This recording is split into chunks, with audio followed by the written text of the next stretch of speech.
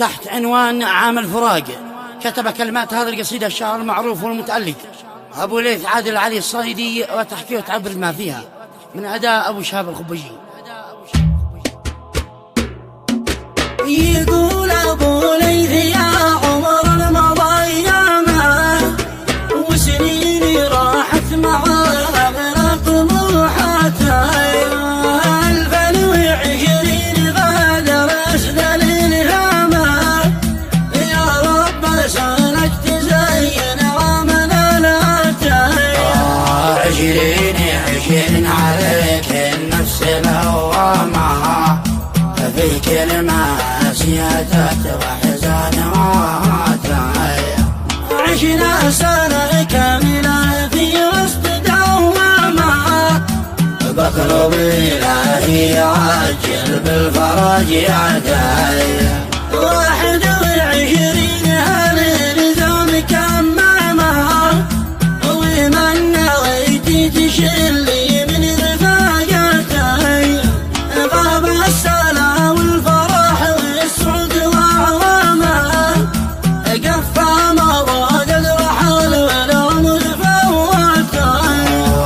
كاس الأسد شربت مركز الخامة، من بعد فرقة عزيزة بفارق حياتي. يا موتي يا موتي للمغالي الهمة، دايم تشله وتترك الحثالات. ذي بدي ما تجروا أدغتهم السما، مثل الأفاعي لها بالسماء فاتاي. بهوين عاد لها مهل طمع، ذي للأخا قد تنكر زادنا كبرتاي. خان العهد قد ترك أطفال أيتاما، تتجرع مر كاسه ومعاناته.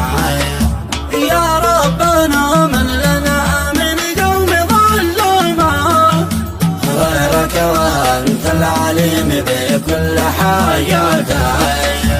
يا ربي يا منزل القرآن وأحكامه، يا مطلع يا عليم بكل نياته. أدعوك مشرق صباح وهبة نسامه، تغفر وترضى وتغفر كل زلاته. واصلح لنا الشان واخسف قوم ظلامة، وكن لنا عون وارحم كل الأموات. واقبل دعانا بحكاياتك التامة، وثبت قدامنا يا